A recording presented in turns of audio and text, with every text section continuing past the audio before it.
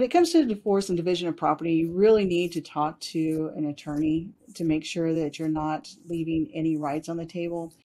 If you're considering a divorce in Texas, do you understand how division of property works there? We're going to find out right now in this episode of Ask the Lawyer. My guest is Houston attorney Duana Boswell-Loechel. Remember, if you'd like to ask her any questions about your situation, just go to askthelawyers.com. Click the button up at the top that says Ask a Lawyer. It'll walk you right through the very simple process right there. Or you can simply call the phone number that you'll see on the screen during our conversation. Duana, good to see you again. Thank you for making some time to help us out. And thank you for having me. So obviously division of property is a big part of the whole divorce proceeding. Maybe you can briefly just explain to us the difference between separate property and community property in the state of Texas. In Texas, we have the separate property, which is any property that you come into the marriage with, or any property you receive during the marriage from a gift that somebody gives you, or from somebody dying and leaving it to you. Everything else is considered community. And everything other than those things that you came into the marriage with or received as a gift or somebody passing away and leaving it to you is considered community property. And then how is that community property divided up? Is it always just 50-50? How's that work? So courts will start with a 50-50 division, and then if you can prove fault in the marriage, they'll adjust those percentages some, and they'll also look at sometimes the separate property amount that one spouse may have over the other, and there's a lot of factors that they can look at that would cause them to give a disproportionate share of community property to one spouse over the other. And so you said, so fault has a play as far as how that's divided? Yes, it does. So if a court finds that one party was at fault in the breakup of the marriage, some common grounds are going to be abandonments, adultery, fraud, and they'll look at making the community equalized based on the benefits that each spouse would have had if the marriage had continued.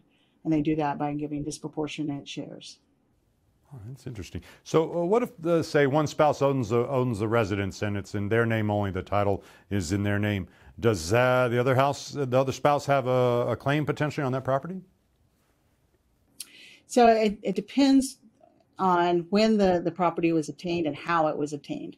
So courts are going to look at what they call inception of title and the circumstances of the parties when that title was obtained by the spouse. So if it was obtained during the marriage, it'll still be community property, even though one of the spouse's name is not on the deed or on the mortgage. And they'll still divide that property up so the spouses whose name does not appear is not robbed of that property just because they didn't put their name on the deeds. Let's talk about retirement benefits. Are those community property and how are they divided up? So any retirement that is earned during the marriage is community property. And those are divided up just like any other piece of property. They'll start at a 50-50 split. Sometimes courts will award property instead of splitting everything 50-50. So if one spouse gets the house, and the other spouse may get to keep all of their retirement benefits. But it is divided just the same. What if the retirement benefits, say, somebody had been collecting retirement or retirement benefits for, I'm trying to think, they've been putting into, say, a retirement plan for 10 years and then got married and then were married for another 15 years. How does that work, Duana? So that makes it a little bit more difficult to divide. We would have to determine the value of the account on the day of marriage and the value of the account on the day of divorce. And then the difference between the two would be the community property portion.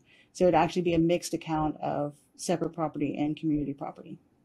Well, now we're starting to get complicated where people like you really are helpful. What about debts or liabilities? Are they considered property, community property? Explain how those work. Yes, so debts are also divided upon divorce. And there are, once again, several factors that are considered in the division of who incurred the debt, for what reason were they incurred. So courts will start with a 50-50% split of any debts and liabilities as well, unless it can be proven that one spouse obtained them via fraud or the other spouse didn't agree to that debt for whatever reason. Then those could be some reasons why it would be awarded to one spouse and not the other. And are all debts treated the same, whether it's unsecured debt like a credit card or secured debt or, say, student loans or whatever? So student loans are always separate property. So it's always going to go to the person who incurred the student loan. And if an asset is attached, so a secured loan, it's going to go with the asset. So if somebody gets the house, the mortgage is going to go with the asset, unless the parties have agreed to something different. But typically the mortgage or the debt is going to go with the asset that it belongs to. You've got a lot of experience in this area, Duana. What's, like, say, the most important thing you'd want people to know who are, that you want them to understand about division of property when it comes to divorce? When it comes to divorce and division of property, you really need to talk to an attorney to make sure that you're not leaving any rights on the table. There are so many different aspects to property division that it would be easy to overlook something or to believe that you're not entitled to something, for instance, because your name's not on it. But if you talk to an experienced attorney, then they're going to be able to walk you through that. And if at any time that you're going to get any kind of a division of retirement, you have to put in what we call a qualified domestic relations order. And those are almost impossible to do without an attorney.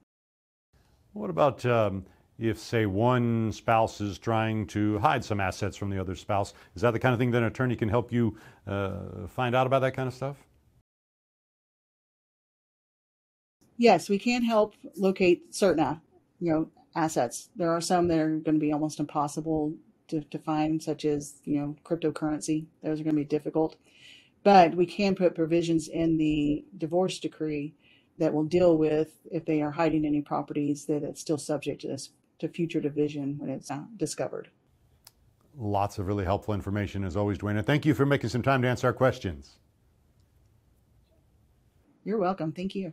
Going to take care of this episode of Ask the Lawyer. My guest has been Houston attorney Duana Boswell-Loechel. I remind you, if you'd like to ask her questions about your situation, go to AskTheLawyers.com. Click the button you'll see at the top that says Ask a Lawyer, and it'll walk you through the very simple process right there. It doesn't cost anything to ask your questions. Thanks for watching. I'm Rob Rosenthal for Ask the Lawyers.